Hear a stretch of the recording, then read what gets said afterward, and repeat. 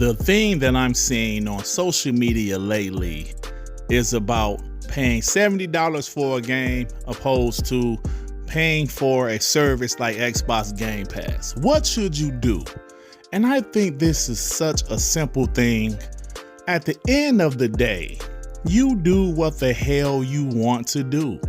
If you're a collector and you love collecting your physical DVDs, your physical CDs, whatever, that's your business and do what you can do. It's funny because people really try to influence you to do what they do.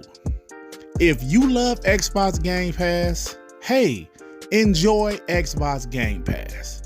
If you enjoy paying $70 for games or $60, hey, enjoy doing that. It's really not rocket science. You know, it's funny when I hear guys say Xbox Game Pass is hurting the gaming industry. I hear that all of the time. And it's funny that's coming from Xbox haters or PlayStation guys. It's coming from them. Then I asked some guys, well, did Netflix and those streaming services hurt the movie industry? No, it didn't. COVID hurt it, but Netflix and those services did not hurt the movie industry. Did Spotify and Apple Music, did that hurt the music industry? Absolutely not. The music industry is still thriving.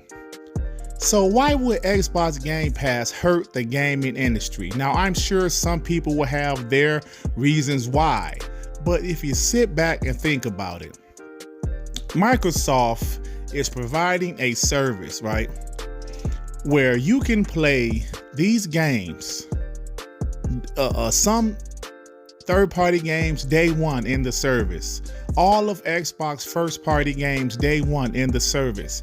Right now, they're most likely around 20 million subscribers. Let's just assume by the end of the year, they're at 25 to 30 million. They're going to continue to grow that service, and they're going to continue to make money on that service. See, sometimes people live in the past, right? I'm 44 years old, so you guys know I've been living through a bunch of different shit. And options are things that we didn't have before. Just imagine my black ass at 15 years old had an option for something like Xbox Game Pass. Say if it was a Sega Genesis Game Pass or a Super Nintendo Game Pass, my teenage years would have been amazing. I could play all of these games. Back then, I could get maybe 3 games a year, 1 for my birthday and 2 for Christmas. That's how it was back then. Just imagine the kids now that can get Xbox Game Pass and play games like Outriders, NBA2k, MLB The Show in that service day one. Look, man, like I mentioned, if you love to pay $70, $60 for your games, that's absolutely fine. Do your thing. Do your thing. But it's crazy when people try to influence you or convince you that you're wrong for appreciating a service like Xbox Game Pass. Unbelievable. You know, creative director John Garvin did an interview with David Jaffe a couple days ago, and he said, and I quote, "If you love a game and want a sequel, you should buy it at full fucking price." Now, this is what John Garvin said, and guess what? He's entitled to feel that way. He's absolutely entitled to feel that way. Hey, he's not wrong. That's his opinion. But at the same time, if I say, hey, I love a service like Xbox Game Pass, how am I wrong? I'm not wrong. That's just my opinion. That's how I feel, right? I mean, this shit is, bro, it's not rocket science. If you prefer to pay. Enjoy. I remember back in the day going to GameStop, buying used games because they were discounted. And we all know that GameStop, those used games were not going in the developer's pocket. I didn't see people complain about that shit back then. Right? I'm just saying, man, it's different times. There's way more options there. There's way more convenience than it was back in the day. Digital games, I remember people said, why would you go all digital? There's tons of people that's all digitals, millions of people that's all digitals. And guess what? They like it. They like it. If you want to stay all physical, go ahead, enjoy.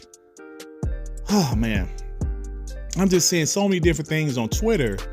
And at the end of the day, it's all console war shit, right? It's all console war shit. That's it. The Xbox haters or the PlayStation guys or ponies or whatever, those are the guys that's strictly saying Xbox Game Pass is bad for the community. Only broke people need Xbox Game Pass. Oh my God. These are things I have seen with my own 4 eyes. I saw it. And it's unbelievable. But you know, everything is about the console war in this community. I get it. I get it. But you cannot sit here and tell me Xbox Game Pass is bad. You're hearing developers say, yo, Xbox Game Pass is good. Then you hear some developers like this John Garvin guy, he don't like things like Xbox Game Pass. I don't know, man. We'll see what happens. But if Xbox Game Pass continue to grow, it's only going to get better. It's only going to get better. Why are there so many different streaming services out now? It's like Netflix was the one that started it, right? Then you see Paramount Plus, Disney Plus, Amazon Prime. You see all of these new streaming services. If the shit wasn't working, why would so many companies do it? Why would so many different companies do it? Ask yourselves that. Right? Ask yourselves that. I remember when physical music, CDs, and all that shit was just done. The music industry didn't miss a beat. They paid the artists differently. Instead of album sales, it was more about they get paid by the streams. And guess what? It seems like these artists are making more money now than ever. I'm just saying, these are things I pay attention to. So, I'm about to get up out of here, guys. But if you like this video, please hit the like button. If you happen to stumble upon my channel, you think I'm decent enough, why don't you go ahead and subscribe? And if you subscribe, hit that notification bell to know when my black ass is doing some new content, baby. All right, everybody. Peace and love. Peace and love. Shit. Damn, man.